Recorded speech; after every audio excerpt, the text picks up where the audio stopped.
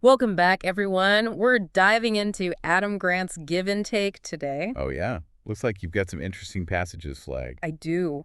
We're going to explore the good, the bad, and everything in between when it comes to being a giver at work. What are the benefits? What are the potential pitfalls? How do we make sure giving actually helps us thrive? It's a great question. And Grant, he really challenges the traditional idea of, like, nice guys finish last, you Eh, know? Yeah, it's not so simple, is it? Not at all. He's got this whole framework, right? Givers, takers, and matchers. You've probably heard of it. But the thing is, givers, they can be at the very top, A and D, the very bottom when it comes to success. Which is kind of wild when you think about it. Totally. It makes you wonder, what's the difference? What makes some givers super successful while others struggle? Right. Like that story about the venture capitalist, David Hornick. He almost lost a deal because he was too generous. Yeah, the entrepreneur, he was actually worried about that. He wanted someone who'd push him harder. He thought Hornick would be too afraid to give tough feedback. It's interesting. So sometimes being a little less giving up front can actually build trust. It can. And, Grant highlights research showing that givers, well, they often fall behind in some areas. In what way? Well, like salespeople who are super focused on the customer, they might actually have lower sales figures overall. Makes sense if they're not actually asking for the sale. Exactly. They're so busy building relationships, they forget that crucial step. And there was that study with medical students too, right? Yeah, the givers, the ones always helping their classmates. Their grades actually suffered. They were so busy helping everyone else, they weren't studying enough themselves. Wow, their generosity backfired. Have you ever experienced that? Felt like your helpfulness was maybe taken advantage of. Hmm. Something to think about for sure. Totally. And then there's the lawyer, Sampson. He turned down a big case, a really profitable one, because he felt the defendant was guilty. Yeah, he just couldn't defend someone he thought did it, even if it meant losing a lot of money. That's a powerful example of how strong those giver values can be. But it does make you wonder, can that kind of unwavering commitment to others sometimes hold us back, in a super competitive work environment? It's a great question. And it leads us to the other side of the coin. What about all the amazing upsides of being a giver? Like you highlighted Abraham Lincoln's cabinet appointments. Oh, yeah, fascinating stuff. Instead of surrounding himself with people who just agree with him, he actually brought in his rivals. Really, I mean, talk about risky, especially in the world of politics, right, where it's all about power. It is.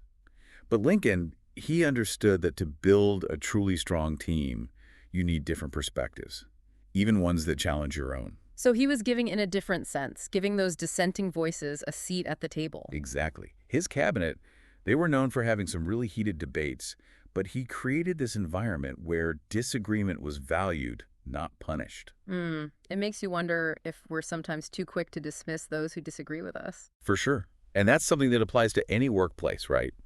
Think about it.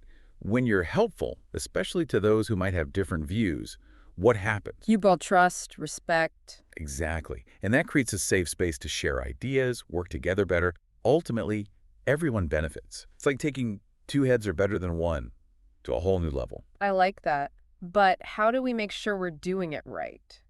Giving in a way that benefits others, A&D helps us thrive. Well, that's where Adam Rifkin comes in. This guy, he's an amazing entrepreneur, a master networker, really embodies effective giving. This is the Silicon Valley guy, right? Super connected, but also genuinely seems to enjoy helping people, not just cutting deals. Precisely. He connects people, adds value, but he doesn't keep score. He helps because he wants to, not because he expects something back. So it's not about being transactional with your giving. Right. It's got to be genuine. Take Raymond Roof, for example. Yeah. Rifkin gave him advice, connections, all kinds of support, no strings attached. And Roof's company ended up becoming a leader in Facebook analytics. Incredible. That's the power of giving without expecting a direct return. But how realistic is that for, the average person? We can't all be Adam Rifkin. There's got to be some limit, right? There is, and that's where otherish giving comes in. It's about setting boundaries, taking care of yourself while still being generous. Okay. Giving with a healthy dose of self-preservation. How do we find that sweet spot? Well, look at Conry, the teacher. She was totally burned out, felt overwhelmed. What did she do? Started volunteering even more. Wait, what? That seems counterintuitive. Right. But she did it strategically. She focused on fewer high-impact activities, made sure she had time to recharge, chunked her volunteering instead of spreading herself too thin. So it's not just about the amount we give, but the way we give. Exactly. And that shift, It took her from feeling depleted to energized. Makes sense. But what actually causes that giver burnout? Is it really just about giving too much? Well, Grant cites research saying it's often about a lack of feedback. If we don't see the positive impact of our giving, we start to wonder, is it even worth it? Yeah, like those fundraisers who were struggling until they met a scholarship recipient. Seeing that direct impact, it re-energized them. So knowing our efforts are making a difference can actually prevent burnout. Exactly. And that's why seeking feedback, connecting with those you're helping, focusing on those high-impact activities, Hmm. it makes your giving sustainable, Mm. fulfilling. This is all great advice, Yeah. but it makes me think about my own communication style. Sometimes I worry about being assertive enough, Mhm. especially when it comes to advocating for myself. Can you be a giver and be strong and confident? Absolutely. Grant actually talks about this, how givers tend to use what he calls powerless communication. Mm. They ask questions, they're open about their vulnerabilities, they seek advice. Which seems kind of counter to all the advice we get about being successful, Right. right? You got to be assertive, take charge. But get this, Grant uses the example of Kildare, the optician. He actually increased his sales by, get this, asking questions. Mm. Instead of pushing products, he focused on understanding his customers' concerns. That helped him tailor his recommendations, build trust, and guess what? More sales. It's funny how that works. It reminds me of that research on voting behavior. Just asking someone if they plan to vote actually increases their likelihood of voting. Isn't that wild? Just asking a question can change behavior. It feels less pushy, more like you're working together. And it works in sales too. Givers who ask questions, trying to really understand their customer, they often do better than takers and matchers. So powerless communication, it's not actually powerless. When used right, it can be pretty powerful. Exactly. It's like this secret weapon for givers. Mm. But there's one area where even givers, they need to step up their assertiveness game, and that's negotiation. Oh man, negotiation. I struggle with that one. It's like this constant battle between wanting to be generous and also, making sure I'm not getting taken advantage of. How do you navigate that? It's tough. Givers often put other people's needs first, which makes negotiation tricky. But Grant, he has some great insights on how givers can become better negotiators without, like, losing their values. I'm all ears. Any tips? Well, he talks about this guy, Samir. He needed a better compensation package, to support his family, but he was super hesitant to, like, push for it. I get that. But then he realized he had to advocate for his needs. So instead of framing it as like a personal demand, he talked about his family's needs. And it worked. His boss respected that. He found a way to be strong without becoming a taker. That's it. Being a giver doesn't mean you got to be a pushover. You can stand up for yourself, for others, without compromising your integrity. It's about finding that balance. But even then, you got to watch out for exploitation, right?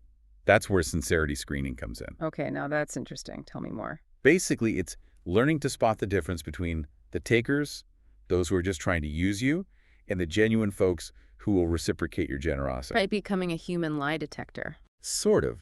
It's about developing that discernment, paying attention to those little cues, inconsistencies, trusting your gut. Being a giver doesn't mean being gullible. Right, right.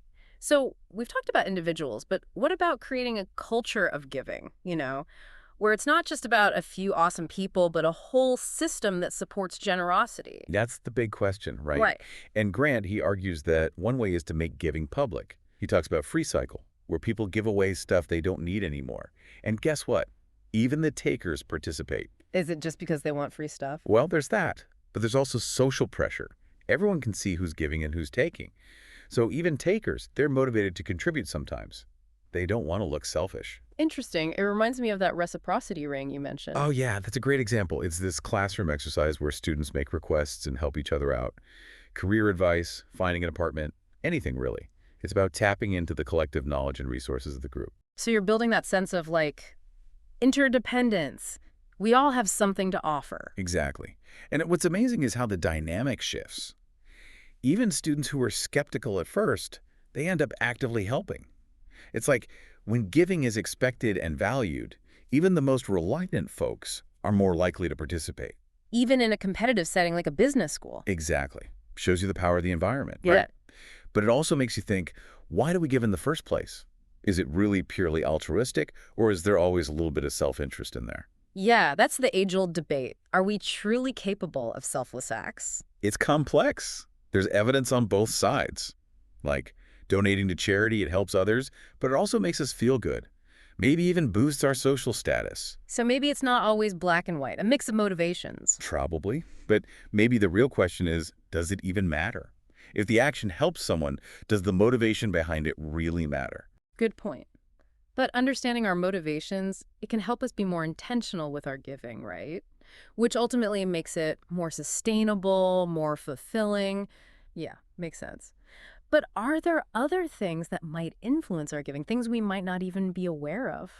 Well, there's some fascinating research suggesting that even our names can influence our career choices. Wait, our names, you're telling me what I'm called can shape my destiny? Not destiny exactly, but there's evidence that, like, people named Dennis are more likely to become dentists. Now you're just messing with me. So you're saying I became a podcast host because my name is?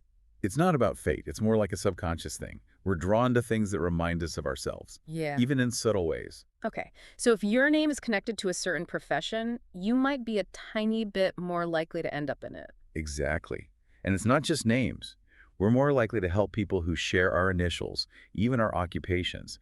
We have this bias towards similarity, even when it comes to giving. So we're more likely to help those who are like us. Yeah. Makes sense, I guess. We're drawn to what's familiar. Which brings us back to creating that culture of giving, right? Mm. If we want to encourage generalized reciprocity, that free-flowing giving without expecting an immediate return, we got to emphasize our shared identity. Focus on what connects us, not what divides us. Building bridges instead of walls. Seeing each other as part of one big human family. How do we actually do that, though, especially in a world that feels so divided sometimes? Remember that Join Your Neighbor's energy conservation campaign. People were more likely to save energy when they knew their neighbors were doing it too. Oh, yeah, it created that sense of community, shared goals. Exactly. And emphasizing those things can actually increase giving. It's not just about individual acts of kindness, but creating an environment that encourages and supports generosity. It's about creating fertile ground for giving to flourish. Yes. And that's where role models come in. Grant talks about how important it is to have those visible examples of givers, people who inspire others to follow their lead. Actions speak louder than words, right? When you see someone living those values, it becomes real. And leaders, they have a huge EG role to play here. By embodying those giver values, they create a ripple effect throughout the organization. It's not just about talking the talk, it's about walking the walk, leading by example. Absolutely. And it goes beyond that too. It's about creating systems and structures that support giving, like publicly recognizing generous acts or giving employees opportunities to volunteer. So it's about making giving a part of the fabric of the organization, not just an afterthought. Exactly. And it's not just good for the organization, it's good for the people in it. Giving can make us happier, healthier, even more successful in our careers. Okay, you sold me. Giving is good for everyone. But let's be real, there will always be people who try to take advantage. How do we protect ourselves from those takers without becoming, like, cynical and closed off? It all comes back to what we've been talking about, remember other-ish giving. Yeah, That's your yes. protection right there. Setting boundaries, protecting your energy, but still giving strategically. Giving wholeheartedly, but also, like, knowing when to step back. Not letting yourself get drained by people who might not be so genuine. You got it. Yeah. Be smart about your giving. Focus on the things where you can see a real impact, the things that energize you. And remember, asking for feedback, it's not selfish. It Oh. actually helps you avoid burnout. Okay, that makes sense. And of course, there's sincerity screening. Right. Learning to read people. Figuring out who's truly reciprocating your generosity. It's a skill, huh? Like, how do you get better at that? It's about paying attention, Mm. noticing those little cues, those inconsistencies, and honestly trusting your gut. Man, this has been such a great conversation. I feel like I have so much to think about now, so much to apply to my own life. Me too. It's really made me reevaluate my approach to giving. But before we wrap up, I gotta ask, I love a good challenge. What's that one thought-provoking question we can leave our listeners with today? Something that builds on give and take, but takes it a step further. Okay, here's one. Think about generalized reciprocity. The idea that when you help someone, it doesn't have to come back to you directly, right? The good you put out there will eventually come back around. Like karma, but for communities. What goes around comes around. Yeah, exactly.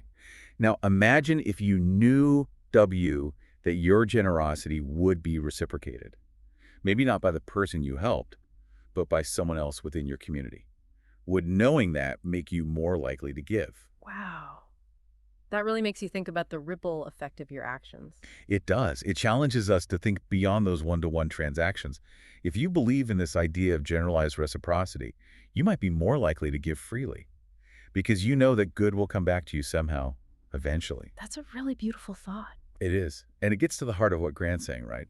When it's done right, giving benefits everyone. It creates a more generous world. And who wouldn't want that? Well, on that note, we'll leave you to ponder that question. Thanks for joining us for this deep dive into give and take. And until next time, keep giving, keep learning, and keep being awesome.